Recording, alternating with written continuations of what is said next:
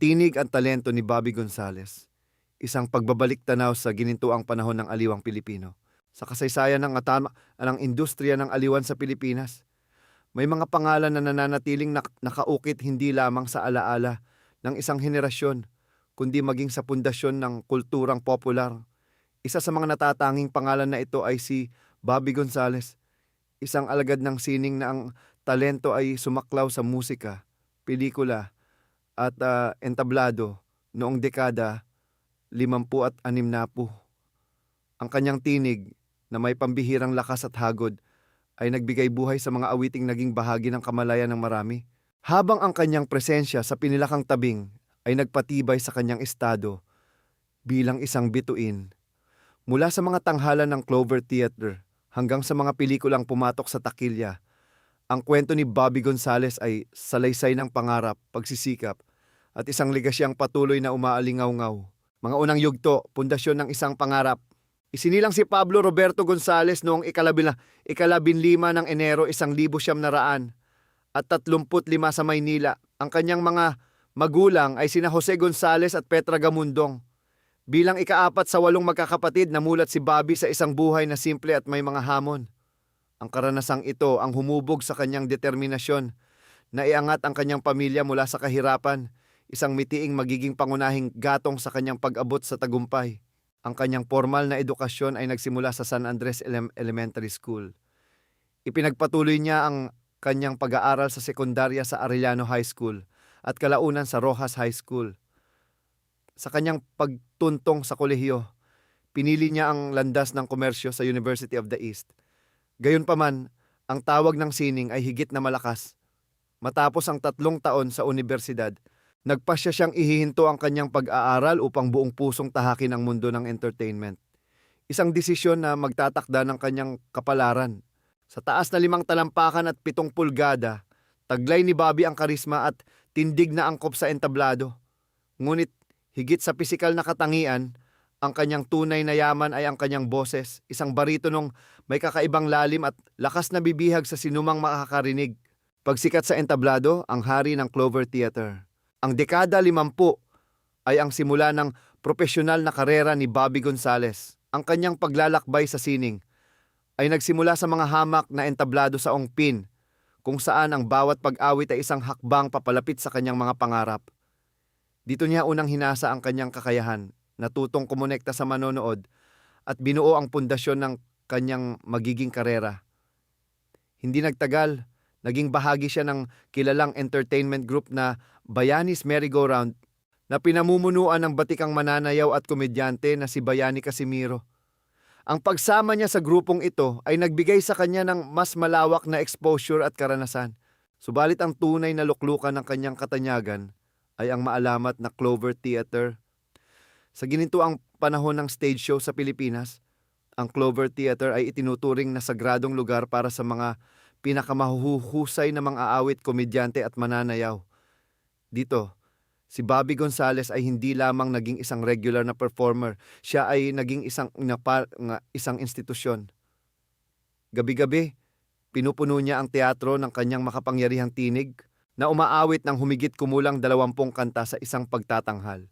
Kabilang sa mga palaging hinihiling ng manonood ay ang kanyang bersyon ng mga awiting Cry at The Sunny Side of the Street, mga kantang nagpapakita ng kanyang husay sa pagbibigay ng emosyon at teknikal na kontrol. Hindi lamang sa kanyang pag-awit nakilala si Bobby, naging tanyag din siya sa kanyang kakaibang estilo sa pananamit. Sinasabing siya ang nagpauso ng paglalagay ng mga palamuti o burloloy sa kanyang mga suot na Amerikana at barong Tagalog. Isang maliit na detalye na nagdagdag ng atraksyon at nagpakita ng kanyang pagiging isang ganap na showman. Sa tugatog ng kanyang kasikatan sa Clover, isang pangalan ang palaging itinuturing na kanyang katapatan, si Diomedes Maturan, isa ring tinitingalang mga awit ng panahong iyon na may sariling angking galing. Ang kanilang rivalry sa entablado ay masugid na sinubaybayan ng publiko. Ngunit sa likod ng telon, ang dalawa ay magkaibigan. Ang kanilang profesional na kompetisyon ay nag-angat lamang sa kalidad ng mga pagtatanghal. At sa maraming pagkakataon, sila ay nagsama bilang isang grupo na lalong ikinasiya ng kanilang mga tagahanga.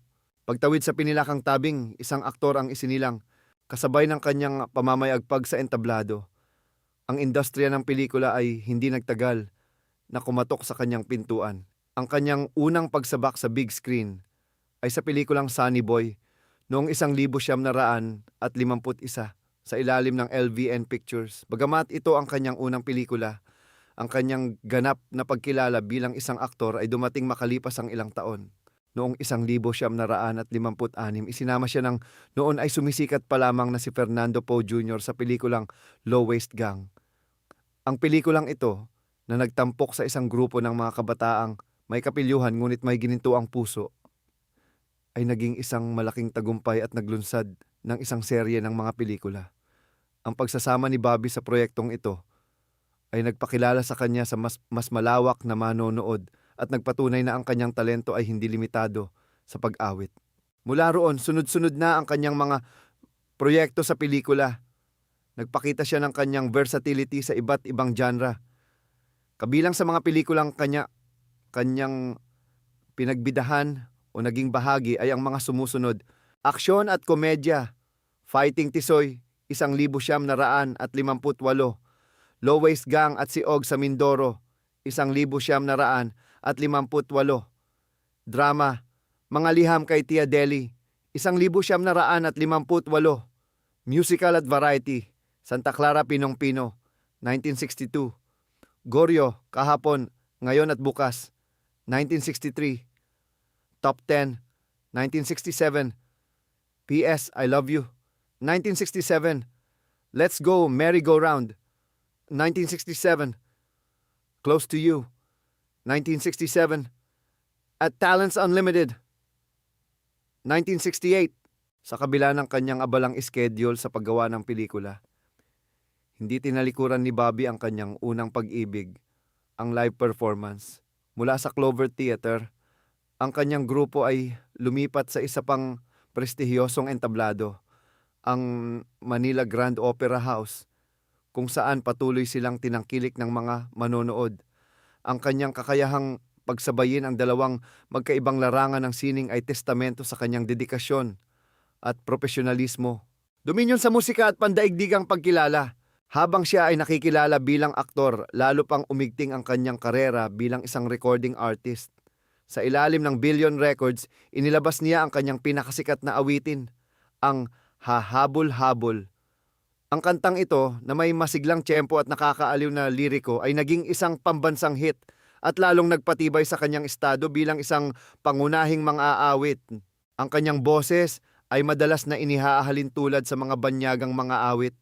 Dahil sa lakas at baritonong kalidad ng kanyang tinig, ikinabit sa kanya ang paghahambing sa Amerikanong mga awit na si Frankie Laine. Tinagurian din siyang Richard Hames of the Philippines, isang pagkilala sa kanyang malinis at makapangyarihang estilo ng pag-awit. Ang kanyang talento ay hindi na natili sa loob lamang ng Pilipinas. Nagkaroon ng pagkakataon si Bobby na magtanghal sa Tokyo, Japan, kung saan ang kanyang husay ay hinangaan hindi lamang ng mga kapwa Pilipino kundi pati na rin ng mga manonood na Hapones. Ang tagumpay na ito ay nagbukas ng pinto para sa mas malaking oportunidad sa pandaigdigang entablado, kasama ang ilan sa mga pinakamalalaking pangalan sa industriya ng aliwan sa Pilipinas. Kabilang sina Cathy de la Cruz, Diomedes Maturan, Baby Aguilar at ang Raycard Duet na imbitahan ang kanilang grupo na magtanghal sa Estados Unidos. Dinala nila ang kanilang pambihirang talento sa Las Vegas, ang sentro ng live entertainment sa buong mundo. Ang kanilang mga pagtatanghal doon ay isang makasaysayang sandali na nagpapakita na ang galing ng artistang Pilipino ay kayang makipagsabayan sa kahit saang panig ng daigdig.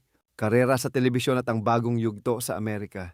Pagbalik niya sa Pilipinas, isang bagong larangan ang kanyang sinubok, ang telebisyon. Noong 1967, ipinagkatiwala sa kanya ang pagiging pangunahing host ng sikat na programang Pantanghalian na Magandang Tanghali bilang kapalit ng orihinal na host na si Pancho Magalona.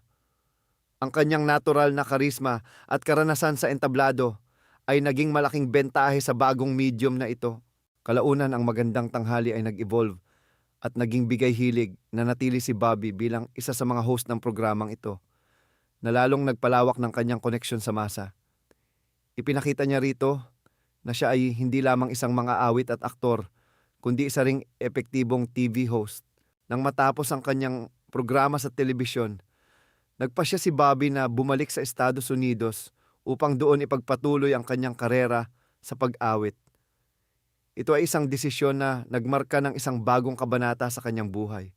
Bagamat may mga pagkakataon na siya ay bumabalik sa Pilipinas upang tumanggap ng mga hosting gig, tuluyan na siyang nanirahan sa Amerika. Sa paglipas ng panahon, naging pribado ang kanyang buhay at unti-unting nabawasan ng mga balita tungkol sa kanya mula sa Pilipinas. Ang personal na Bobby Gonzales, pamilya, pangarap at pananaw. Sa likod ng entablado at kamera, si Bobby Gonzales ay isang simpleng tao. Mahilig siyang magbasa, isang libangan na nagbibigay sa kanya ng kapayapaan at kaalaman.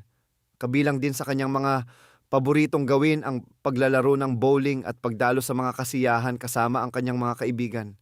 Ang kanyang pinakamalaking inspirasyon ay ang kanyang pamilya. Ang pagnanais na maiahon sila sa kahirapan ang nagsilbing liwanag na gumabay sa kanya sa lahat ng kanyang pagsisikap. Ang bawat tagumpay na kanyang nakamit ay inialay niya sa kanila. Naniniwala si Bobby sa kapangyarihan ng pagsisikap at determinasyon. Ang kanyang pananaw sa buhay ay malinaw na naipahayag sa kanyang paniniwala. Kung ang tagumpay ay nakuha ng iba, walang dahilan upang ito ay hindi rin niya makuha. Ang pilosopiyang ito ang nagtulak sa kanya na huwag sumuko sa harap ng mga pagsubok at patuloy na abutin ang kanyang mga pangarap. Ang kanyang paglalakbay mula sa isang simpleng kabataan sa Maynila hanggang sa maging isang internasyonal na bituin ay isang buhay na patunay sa katotohanan ng kanyang paniniwala. Pamamaalam sa isang alamat. Noong 2001, kumalat ang balita na ang dating tanyag na mga awit ay may malubhang karamdaman. Sa panahong ito ng kanyang pangangailangan, ang industriyang kanyang minahal at pinaglingkuran ay hindi siya tinalikuran. Ang kanyang mga kaibigan at kasamahan sa propesyon ay agad na kumilos upang mag-abot ng tulong.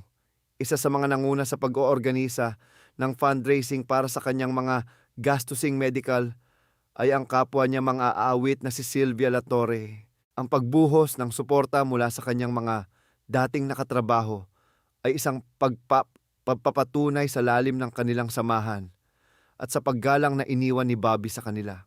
Matapos ang pakikipaglaban sa kanyang karamdaman, pumanaw si Bobby Gonzales noong 5 ng Oktubre 2002 sa edad na 67.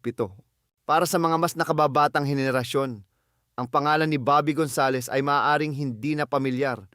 Ngunit para sa mga nakasaksi sa kanyang panahon at para sa mga patuloy na pinahahalagahan ang kasaysayan ng musikang Pilipino, ang kanyang pamana ay mananatiling buhay. Siya ay isang mga awit na ang tinig ay kayang punuin ang anumang teatro, isang aktor na nag-iwan ng marka sa pinilakang tabing, at isang entertainer na nagbigay ng walang katumbas na saya sa milyon-milyong Pilipino.